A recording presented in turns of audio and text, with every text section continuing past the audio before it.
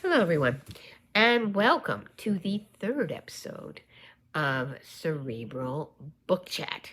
It's been a little while since I've been able to do one, but I thought on this anniversary of William Shakespeare's First Folio, I thought I would come on and definitely speak to you about the glorious and powerful nature of this most essential of all Western books. It is the book, if you think about it. It's the most incredibly, extraordinarily powerful book that those of us, at least in the Western realm, think is something that we should celebrate, something that we should be aware of, and something that we should protect.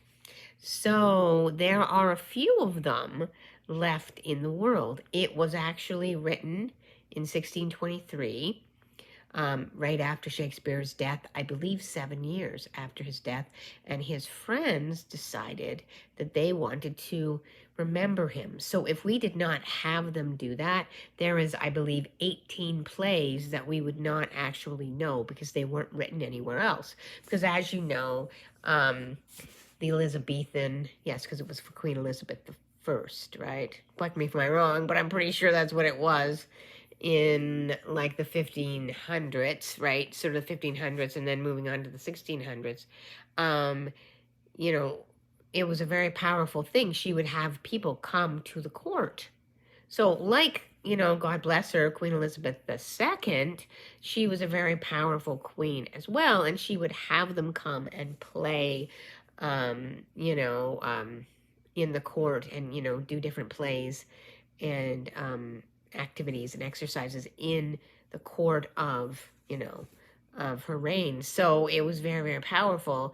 And she was very, very fond of Shakespeare, apparently. So, and, it was called The King's Men before her, and then The Queen's Men, or maybe even after her. So, lots of stuff going on. So anyway, he does die, and it's sad. He's not even really that old when he dies, but I think he doesn't really look after himself that well. And, he does die, and I believe in the 1600s, somewhere around there. They had been having, enjoying themselves with him and his friends, and then he dies. So his friend decide they are going to make a memorial book for him, so that not for him, but for everybody as well, to honor him and to honor the genius that was Shakespeare. So that's how the First Folio came to be. And it was quite an expensive book, because you can imagine how hard printing books must have been, like the 17th century. It must have been very difficult indeed. But his friends, when they had money, they would add money, and then the money they had, they could print a little more, because it wasn't that expensive, but not that many people actually could read. Back then. Still, though, they did, and apparently it was very successful. It was they did a very beautiful job putting it together. So, and so well that some of them have lasted. And so that's what I want to talk to you today about. There was a wonderful PBS special, perhaps you saw it, about the First Folio. I believe it was on yesterday night. This is Saturday, so I think it was the 17th, which was Friday. So I believe it was there. And then, of course, different places. My wonderful alma mater did a event honoring the First Folio, because guess what? We have one. Well, we have two in Canada, but we have a very good one at UBC, which is, I took some classes there too, University of British Columbia. And then we have kind of not as good a quality one in the University of Toronto, but the University of British Columbia bought a really good one. I think they bought it from, was it Christie's or Sotheby's, one of those very fancy auctioneer places, for guess how much? $7 million. $7 million, I guess Canadian. And they just bought it like last year, the year before. So a first edition, like we're talking first edition, right? This is from the 1600s, right? 1625 or 1623, I believe, was when it was written. And of course, it's 2023, so that's the 400th anniversary of Shakespeare's Folio. Amazing! So, and yeah, so that kind of thing, so very powerful. So it's worth doing. So there's all kinds of worldwide celebrations about this most important work. And so on that note, the British Library, which I believe has 3 or 4 copies, one of them that's absolutely complete because they were not all the same, right? Of course, there was not standardized printing back then, so they did what they could do, and some of them are different than other ones. Not entirely different, but a little different. So that's kind of the important thing to be aware of. And I think that the British Library, the British Library, has several copies, and they actually decided to print new ones, like facsimiles, copies for people, so that if you wanted to buy one that was actually for you, that you wanted to keep, you could do that. So they have some copies that are not entirely complete, but they have one absolutely complete copy. I'm not sure how they know that. I think they know what it is, especially English professors and things like that. So I bought one. It was a bit of a money. It was a bit of a pretty penny situation.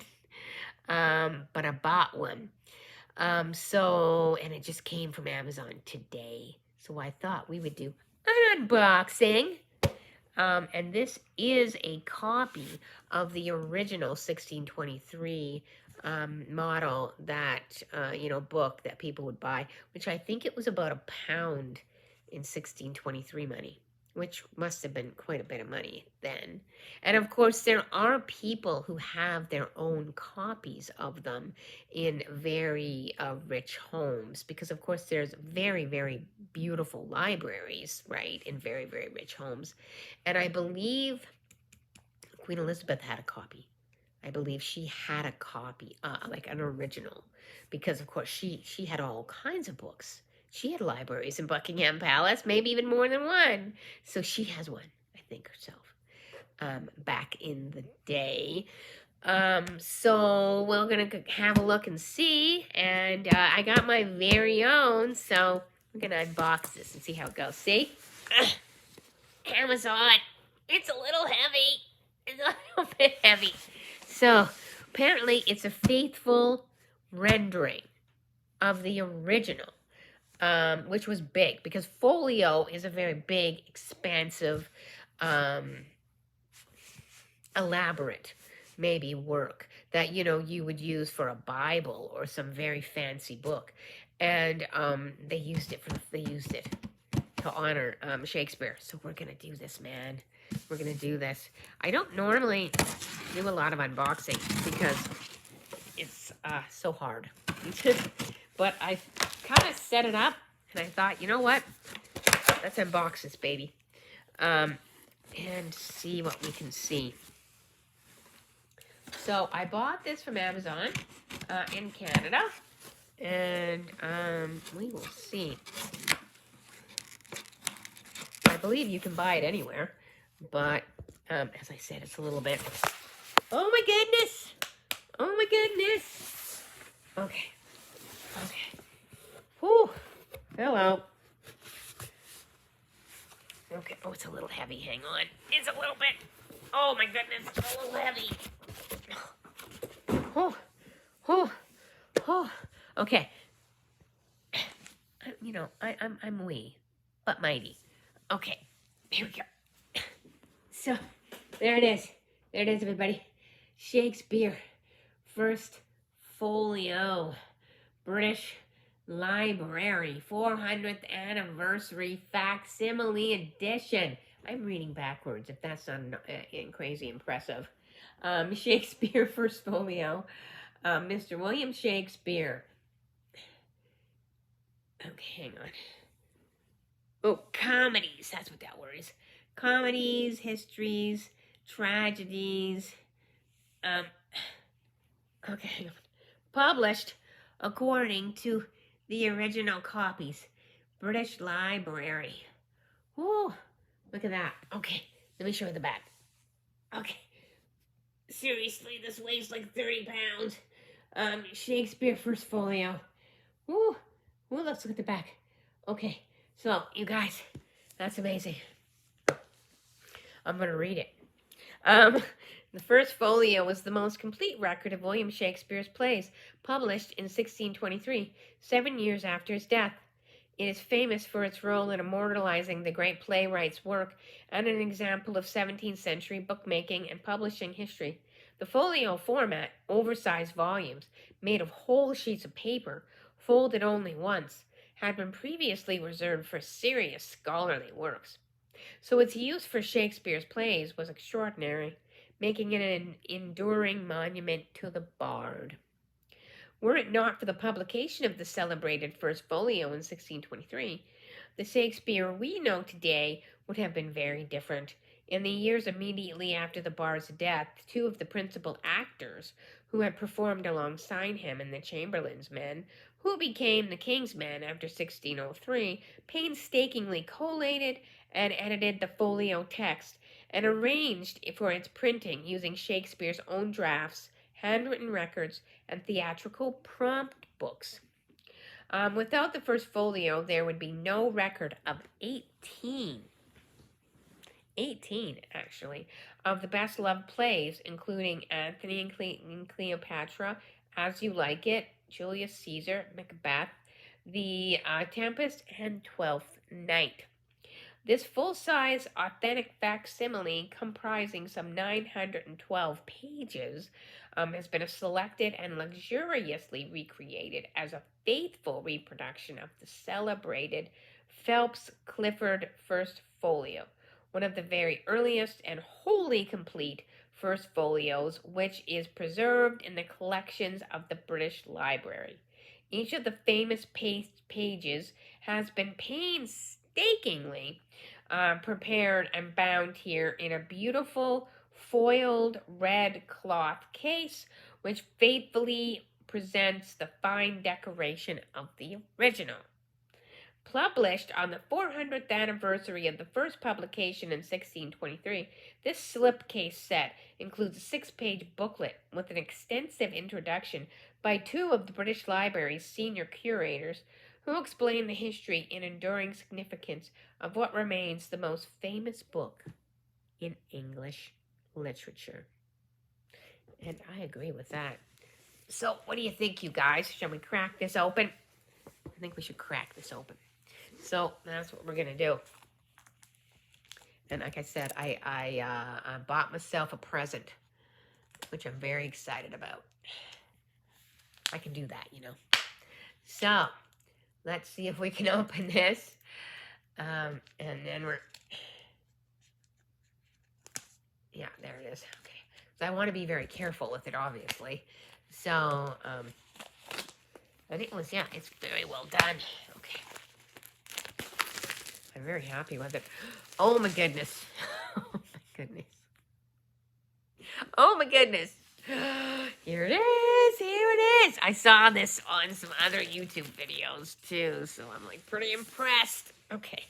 So that's what it looks like so far. Okay. Ooh. Hold on. This is just a cover. This is just a cover sheet. Okay. Okay. Oh, my God. This is heavy. Okay. So you can see it, right? Shakespeare's comedies, histories, and tragedies. And then these are the two guys that actually put this together. Isaac Igard and I think Ed Blount, 1623. Oh my goodness. How do I get this out? That's how we get it out. Oh my God, oh my God, oh my God, oh my God. Oh my God, okay. Okay, okay. So, it's like a box thing. And there it is. It's a box, right? This is the box. And this is the book. Oh, here it is. Here's the book. Oh, look. Look at it.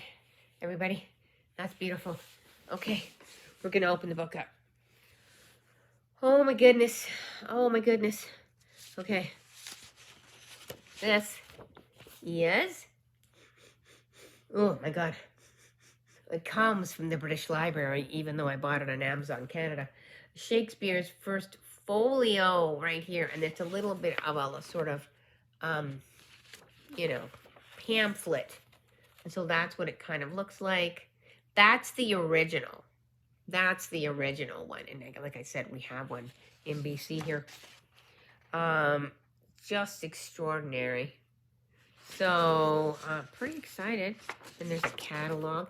And of course, Shakespeare's English was very different than the English we have of today. So that's why it might look a little bit different.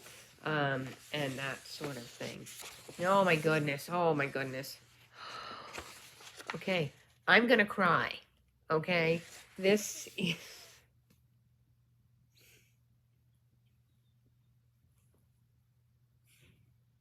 This is so beautiful. And what's weird is you really do feel like you're reading the original version back in, you know, back in the 1600s.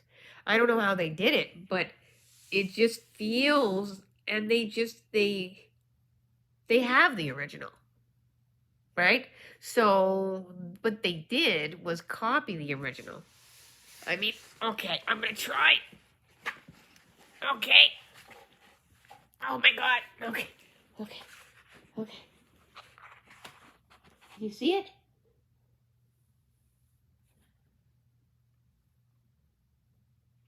Yeah. There it is. And this is a very famous drawing or painting or something of Shakespeare. One of the best ones. You know, and so this is the one that he actually sat for. So we do know what he looked like. Because he sat for the paintings. He sat for the drawings. And, oh God, what's the fellow's name? Martin Drosshouse? London. So, you know, he was a artist. And so Shakespeare sat for it. So, let us look at this. To the reader, this figure that thou here feels put, it was for gentle Shakespeare cut, wherein the graver had a strife with nature to outdo the life. It's not actually English, so I'm trying to say this. Oh, could he but have drawn his wit as well in brave, as he had hit his face, the print would then perfectful all that was ever writ in Brafo. But since he cannot, reader, look not on his picture, but his book.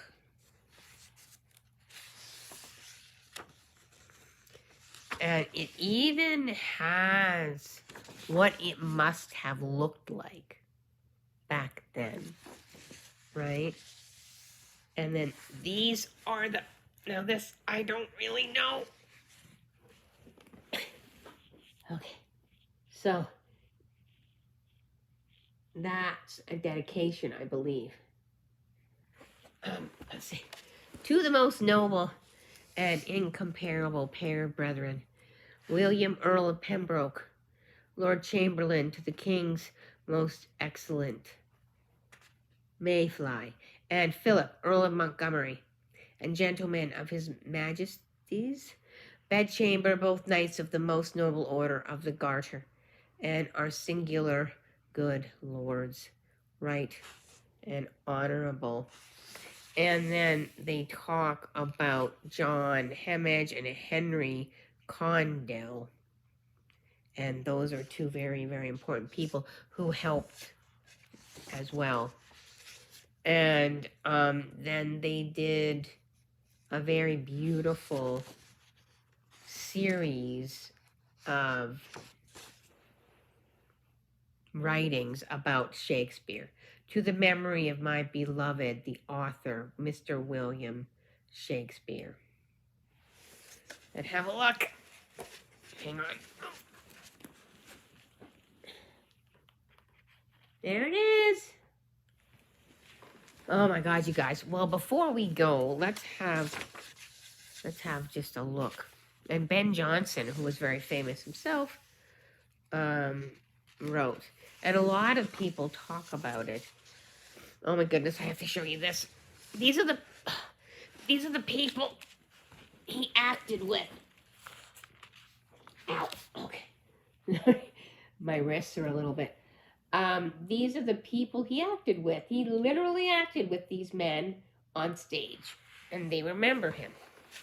Right? They remembered him. That kind of thing. And then these are all the plays. These are all plays.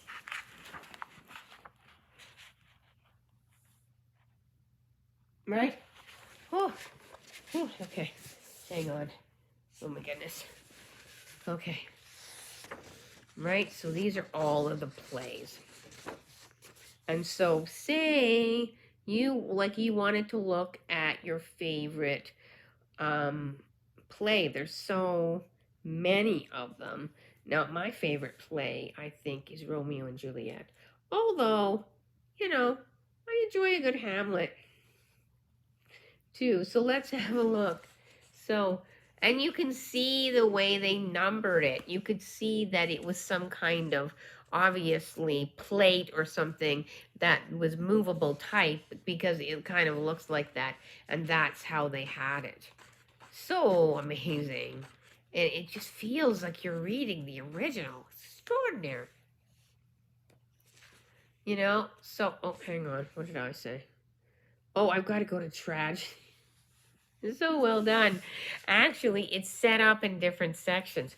You've got the comedies, the histories, and the tragedies. So the tragedies are after. So I'm trying to find it. It's a little hard to find. So we're on the King Henry plays right now. And Troilus and Cressida are not in every single play and playbook, right? They're not in every single book. Oh, sorry. I've got my thing sitting here. Is that better? I want to show you Romeo and Juliet, though. Before. And let's see. Yeah. Well, if we can find it. We've got Titus and John. Okay, that's a scary play. Whew. Here we are. Okay. Oh my goodness, it's so amazing. Okay. Let me get it up here a little bit. Oh, goodness gracious. Okay.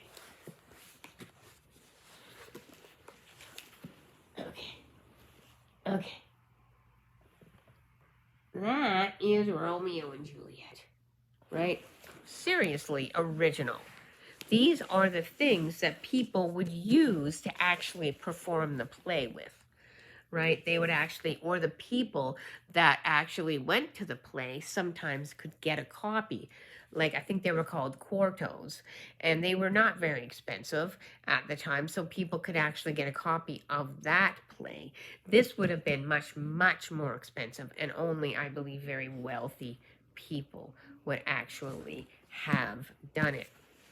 But that's it, everybody. That's what the thing is. It's so glorious, right? Oh, and it says, let me read this to you. It says where it was printed. Printed at the charges of W. Taggart and Ed Blount. So those, Igard, sorry. W. Igard and Ed Blount. They were the printers. I. Smithweek and W. Alpy, 1623. And that is what it is. And like, amazing. And that was from the British Library. So I just wanted to say thank you so much for watching this with me. And do please leave it in the chat. I always say chat, but I mean comments. If you want to comment on anything about this. If you've seen, maybe you've seen the real one, that would be very exciting. I haven't, but I hope to one day. But this is such a beautiful rendition of it. I feel like I am seeing it. So until we meet again in another Cerebral Book Chat, I hope you have another wonderful day, and you're having a wonderful day now. See you later, everyone. Bye.